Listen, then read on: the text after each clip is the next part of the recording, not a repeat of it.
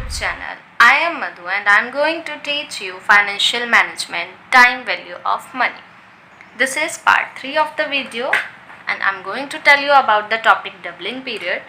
First of all, you have to know what is doubling period. The length of period which an amount is going to take to double at a certain given rate of interest. What it means कि वो length of period हमें पता करना है या वो time पता करना है जब हमारी अमाउंट जो हमने इन्वेस्ट की है या डिपॉजिट की है जिस पे हमें फिक्स्ड रेट ऑफ इंटरेस्ट मिल रहा है वो अमाउंट डबल कब होगी. ओके, तो इसे फाइंड आउट करने के 2 रूल्स हैं. फर्स्ट है rule of 72 and the second one is rule of 69. तो according to rule of 72 doubling periods equals to 72 upon rate of interest, and according to rule 69 doubling periods equal to 0.35 plus 69 upon rate of interest. For example, if you deposit rupees 5,000 today at 6% rate of interest, in how many years this amount will double? It means कि अगर आप deposit करते हो 5,000 रुपये आज किस rate of interest पे 6% पे, तो कितने टाइम में आपका अमाउंट डबल हो जाएगा. Actually this is the concept कि how many years this amount will take to double.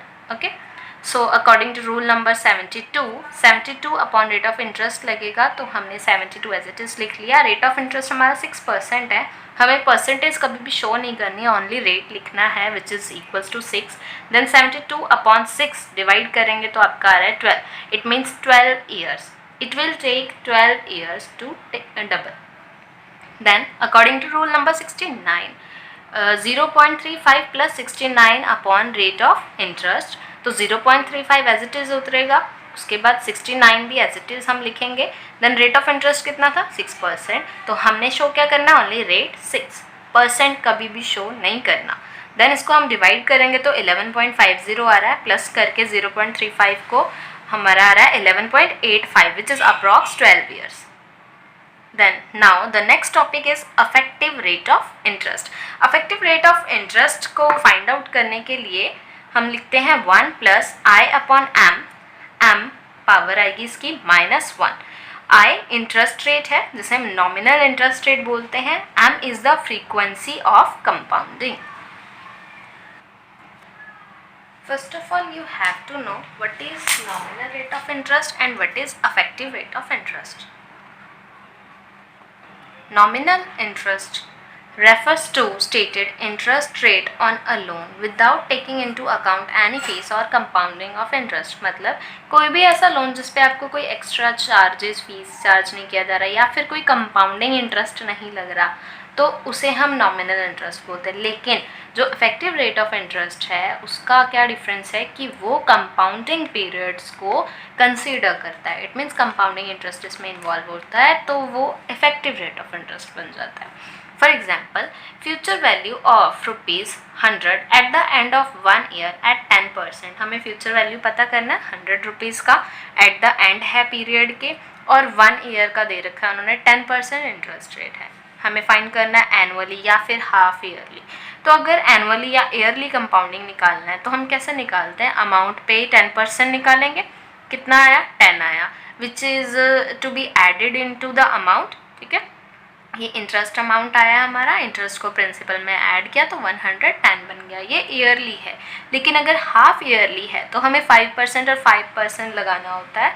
तो 6 मंथ पे 100 इंटू 5% किया तो 5 आया. ये इंटरेस्ट अमाउंट है, प्रिंसिपल में ऐड किया 105 बन गया. 105 पे जब हम नेक्स्ट 6 मंथ का 5% लगाएंगे तो इंटरेस्ट रेट बना 5.25.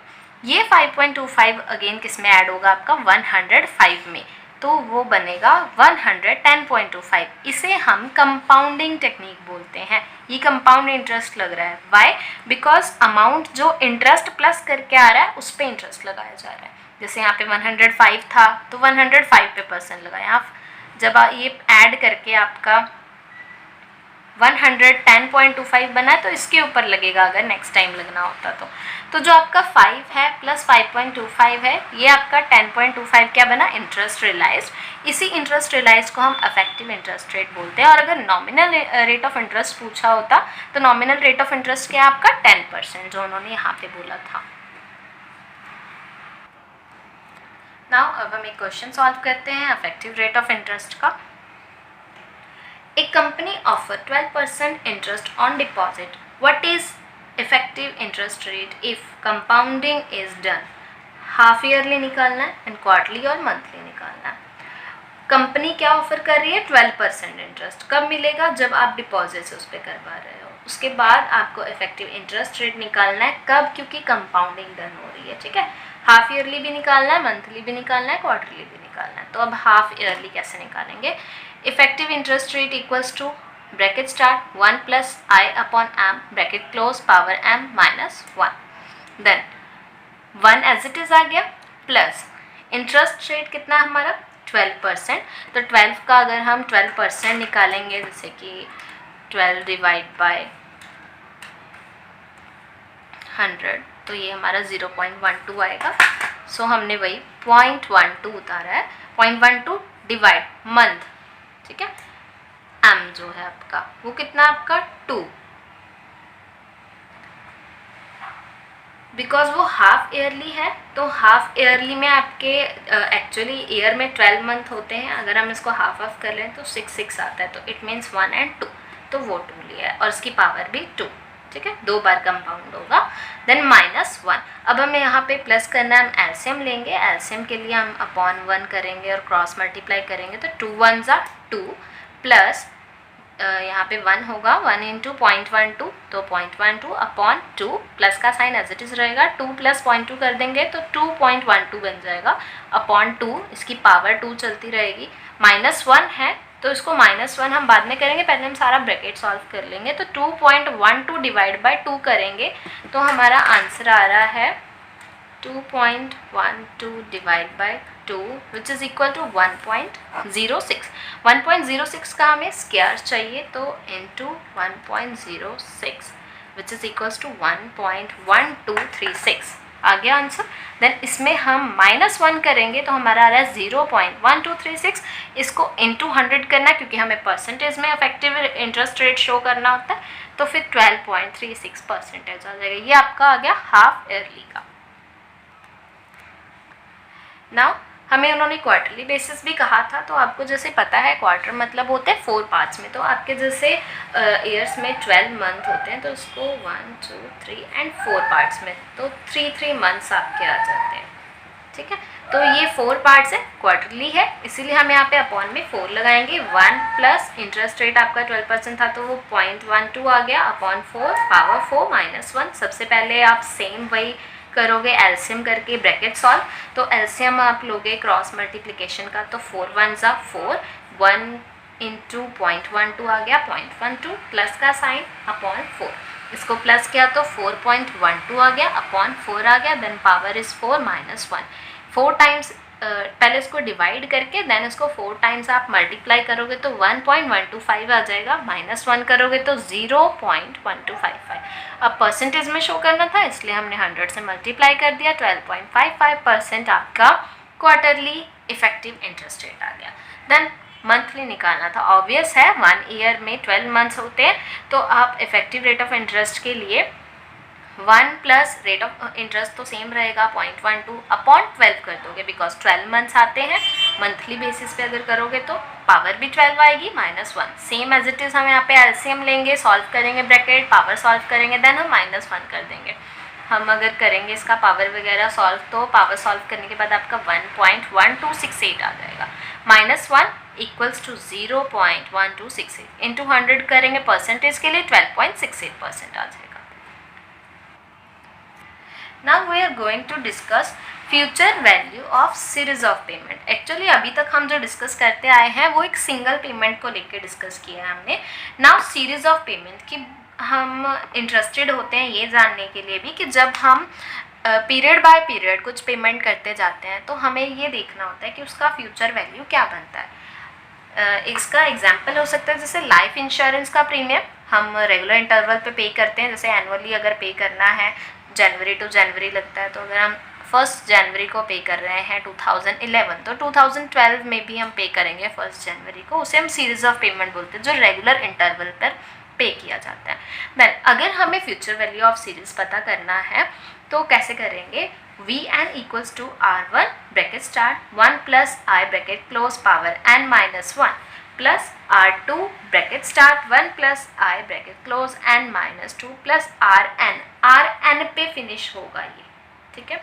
सो Vn क्या है, future value at period n, period n कुछ भी हो सकता है, 10 ईयर्स बाद या 5 ईयर्स बाद या 4 ईयर्स बाद हमें पता करना है फ्यूचर वैल्यू, तो वो n पीरियड हो गया।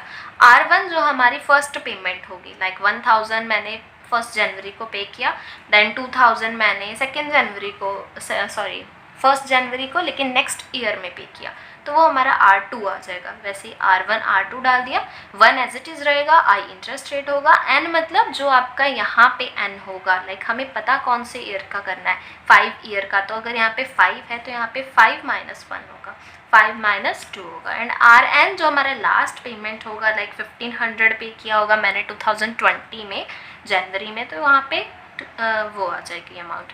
Then now we are going to discuss about to solve this question कि अगर हमें फ्यूचर वैल्यू पता करना है तो कैसे करेंगे। आपका क्वेश्चन कैसे होगा, series of payment at 10% rate of interest, मतलब 10% रेट ऑफ इंटरेस्ट पे आप कोई ना कोई अमाउंट जो है वो पे कर रहे हो। तो जैसे पहली अमाउंट आपने पे की है 1000, कब की है, eight the end of first year, ठीक है। देन 2000 किया आपने eight the end of second year, 3000 at the end of third year, 2000 at the end of fourth year, and then 1500 at the end of fifth year. Now we are going to solve this question. Formula will be remain same, R1 bracket start 1 plus I n minus 1 plus R2 1 plus I n minus 2 plus R3 1 plus I n minus 3। Last जो हमारा जाएगा वो R5 तक जाएगा, because ये amounts कितने year तक की हैं, 5th ईयर तक की है, तो R5 बस वहाँ पे हमारा एंड हो जाएगा formula.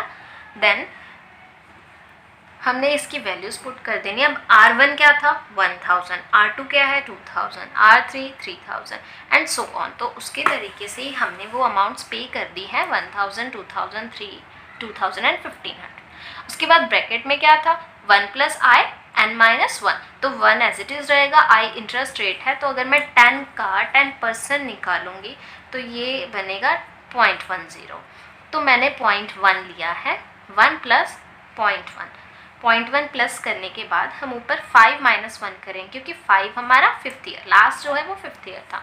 5 minus 1, 5 minus 2, 5 minus 3, 5 minus 4, तो ये हमारा सॉल्व होके 4, 3, 2, 1 आ जाएगा। और जब हम इसको प्लस कर लेंगे तो हमारा 1.01, 1.01, 1.01 आ रहा है। देन इसको सॉल्व करने के बाद हम इससे पहले इसका पावर निकालेंगे, पावर सॉल्व करने के बाद उसे मल्टीप्लाई कर देंगे। तो अब हमने सिर्फ पावर सॉल्व किया है, यहाँ पे पावर सबकी जब सॉल्व कर लोगे तो इसको यहाँ से मल्टीपल करना है, जो उसकी R की वैल्यूज़ थी R1 R2 की, मल्टीप्लाई करने के बाद जो आंसर्स आ रहे हैं उनको आपस में एडअप करके जो हमारी वैल्यू है, ये कौन सी वैल्यू है हमारी, future value of series of payment. लेकिन ये कब है, जब अनइक्वल पेमेंट्स हो रही हैं, ठीक है। अब आता है compounding value of annuity. Compounding value of annuity, series of equal payment for specified duration, cash flow eight the end of period, कि जब भी कैश फ्लो हो रहा है eight the end of period में, लेकिन जो पेमेंट है वो क्या है, equal, it is the difference only. जो पहले टॉपिक किया और जो अभी टॉपिक कर रहे हैं उसमें सिर्फ यही डिफरेंस है कि पहले अनइक्वल पेमेंट्स थी, अब इक्वल पेमेंट्स है।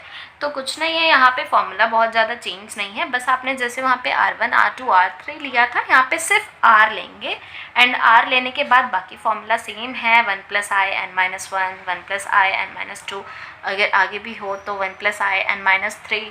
देन उसके बाद Rn, वहाँ पे भी हमने Rn पे फिनिश किया था, यहाँ पे भी Rn पे फिनिश करना है, बिकॉज ये एट द एंड है। देन इसको हम दूसरे फॉर्मूले से भी निकाल सकते हैं जो हम ACF बोलते हैं। ACF is the annuity compound factor table. ये आपको आपकी बुक्स में भी अवेलेबल होगा और अगर एग्जाम्स होंगे तो आप टीचर से भी ले सकते हो। देन इसका फॉर्मूला क्या है, simple VN equals to R, then bracket में आपका आ गया ACF IN। इसका मतलब है आपने देखना है annuity compound factor table, interest rate के लाइन में देखोगे और एन है आपका पीरियड कि कितने पीरियड्स के लिए है वो। जैसे हमारा पीछे 5th पीरियड के लिए था तो हम 5 पीरियड पे देखेंगे। इंटरेस्ट रेट अज्यूम कर लो 6% है तो 6% का टेबल देख के हम 5 ईयर पे देख लेंगे कि उसका एन्युटी कंपाउंड फैक्टर टेबल में क्या वैल्यू है। देन उसको आर की वैल्यू से हम मल्टीप्लाई कर देंगे जो हमारा क्या बताएगा, सीरीज ऑफ इक्वल पेमेंट का बताएगा वैल्यू, फ्यूचर वैल्यू। हम अब इसको सॉल्व करके देखेंगे। तो हमारा क्वेश्चन है, mister A deposits ₹1000 eight the end of every year for 4 year. 4 years के लिए वो कर रहे हैं पेमेंट। कितनी कर रहे हैं, 1000। देखो इसके R1 R2 R3 कुछ भी नहीं है, सिंपल R है क्योंकि इन्होंने सिर्फ एक अमाउंट दे रखी है कि 1000 ही है, लेकिन वो हर बार पे कर रहे हैं eight the end of every year और 4 ईयर तक के लिए कर रहे हैं एट 10% कंपाउंड इंटरेस्ट रेट। तो उनका जो इंटरेस्ट रेट है वो 10% है। How much money he will have eight the end of 4 year, हमें बताना है कि वो 4 ईयर के एट द एंड में कितने मनी रिसीव करेगा। सो अकॉर्डिंग टू क्वेश्चन हमारा R 1000 था, 4 ईयर्स के लिए था और 10% इंटरेस्ट रेट था। तो फर्स्ट मेथड अगर हम लगाते हैं फॉर्मूले वाला तो VN किसके इक्वल था, R हमारा सेम रहेगा हर जगह पे और बस 1 + I n-1 n-2 n-3 ऐसा चेंज होता जाएगा। तो अब आपका क्या था, जो R है वो 1000 है तो देखो हर जगह 1000 हमने पुट किया, लास्ट में R पे ही ख़त्म होगा तो 1000 पे ख़त्म हुआ। देन 1 + I मतलब कि 1 + इंटरेस्ट, तो 10% का अगर हम निकालेंगे 10% का तो ये 0.1 आएगा, 0.10। तो हमने 0.1 को 1 में ऐड किया तो ऑब्वियस है 1.1 आ रहा है, तो हर जगह 1.1 आ गया। पावर जो है वो चेंज होती गई क्योंकि आपका लास्ट क्या बनता है 4, तो 4 - 1 3, 4 - 2 2, देन 4 - 3 1 एंड लास्ट में कुछ भी नहीं पावर आएगी।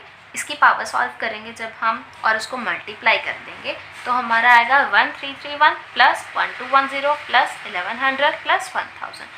चारों अमाउंट्स को प्लस करने पर 4641 हमारा आंसर आ गया। ये हमारी वैल्यू आ गई जो हमें 4 ईयर्स के बाद अमाउंट मिलने वाली है। सेकंड, अगर हम अपना ACF देख के सॉल्व करेंगे एन्युटी कंपाउंड फैक्टर टेबल, तो सिर्फ अमाउंट लिख के ACF देखेंगे हम इंटरेस्ट का एंड पीरियड का। तो अगर मैं आपको दिखाऊं तो अगर हम ACF से सॉल्व कर रहे हैं तो R हमारी 1000 थी, हमने देखना है ACF। हमने इसको कैसे देखना है, 4 ईयर था हमारा और इंटरेस्ट रेट 10% था, तो पीरियड N में 4 देखा हमने, 10 इंटरेस्ट रेट देखा, तो 1 2 3 4 ये हमारा आ रहा है 4.641। तो 4.641 को बस सीधा हम मल्टीप्लाई करेंगे 1000 से, हमारा आंसर आ जाएगा 4641। अब अगर आप देखो तो जो हमने फर्स्ट मेथड किया था उसमें भी हमारा आंसर 4641 आ रहा था और जो हमने सेकंड मेथड किया है उसमें भी हमारा आंसर 4641 आ रहा है। तो इट मीन्स दोनों मेथड से आंसर सेम आएगा, बस करने का मेथड अलग है। Now we are going to discuss the compound value of an annuity due. अभी तक आपने ध्यान दिया होगा जो भी हमने क्वेश्चन किया उसमें एट द एंड पीरियड में पेमेंट हो रही थी, कोई भी था 1000 eight the end of first year, eight the end of second year. लेकिन जब भी payment beginning of each period में हो, ठीक है, कैश फ्लो अकर्स हो रहा है कब, बिगनिंग में, बिगनिंग ऑफ ईच पीरियड, तो उसे हम एन्युटी ड्यू कहते हैं। लेकिन कोई भी पेमेंट अगर एट द एंड हो रहा होता है तो उसे हम रेगुलर एन्युटी या फिर डेफर्ड एन्युटी बोलते हैं। तो compound value of an annuity due, हम इस टाइम पे वैल्यू कैसे निकालते हैं, future value can be derived by the formula VN = R bracket start 1 + I power n plus R 1 + I power n-1 so on होगा ये। जैसे अगर n-2 n-3 n-4 then R bracket start 1 + I वहाँ पे 1, मतलब वो कब तक ये माइनस होता जाएगा, जब तक वो 1 ना आ जाए। लाइक अगर 5 है तो 5 - 4 लाइक दैट, तो उसको माइनस करते करते 5 - 4 करोगे तब 1 आएगा, तो वहाँ पे आपका लास्ट फॉर्मूला हो जाएगा। या फिर आप ACF से अगर निकालोगे एन्युटी कंपाउंड फैक्टर टेबल से, तो सेम वही है, r को आप उससे मल्टीप्लाई करोगे उसकी वैल्यू से, देन इसके साथ आपका मल्टीपल आएगा 1 + i। तो अब हम सॉल्व करते हैं question. Mister x deposit ₹5,000 at the beginning of each year for the 5 years in a bank and earn compound interest rate उनको मिल रहा है 8%। तो how much money he will have eight the end of 5 year, हमें ये बताना है कि वो 5 year के एट द एंड में उन्हें कितना मिलेगा, लेकिन पेमेंट्स कब हो रही है, बिगनिंग में। तो यहाँ पे इससे पता लगेगा कि हमें एनर्जी ड्यू का फॉर्मूला लगाना है।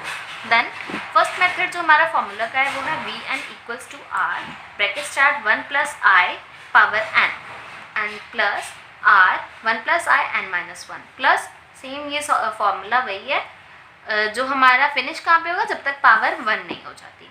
देन 5000 उसका R है, क्योंकि वो जो अमाउंट पे कर रहा है वो कितना कर रहा है, 5000।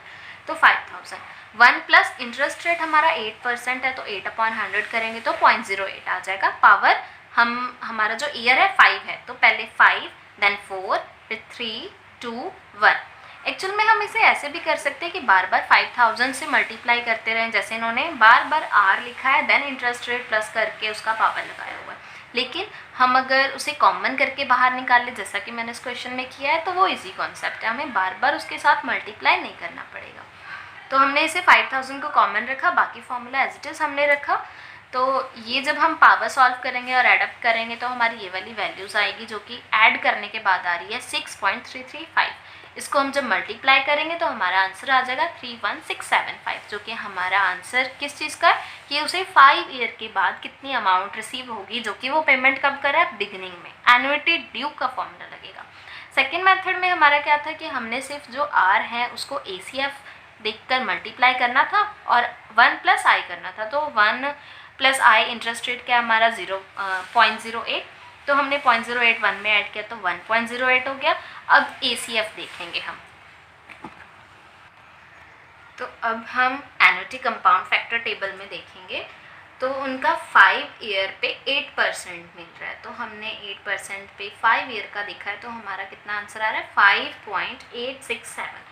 तो हमने 5.867 लिख लिया। 5.867 को हम मल्टीप्लाई कर देंगे 1 + i वाली वैल्यू से, देन ये हमारा आ गया 6.336। इसको जब हम मल्टीप्लाई करेंगे 5000 से तो ये हमारा 31681। एक्चुअल में आप देखो तो थोड़ा सा आंसर्स में डिफरेंस आया है, बिकॉज ये जो हमारा आंसर में डिफरेंस है वो बिकॉज ऑफ पॉइंट्स है ओनली। जैसे यहाँ पे आप देखोगे ये 6.335 है, जबकि ये हमारा 6.336 है। तो बहुत ज़्यादा डिफरेंस नहीं आएगा, थोड़ा बहुत डिफरेंस जो डेसिमल्स में है वो आ ही जाता है। Thanks for watching my this video, and अगर आपको मेरी ये वीडियो अच्छी लगी हो then please like, subscribe and support me. Thank you.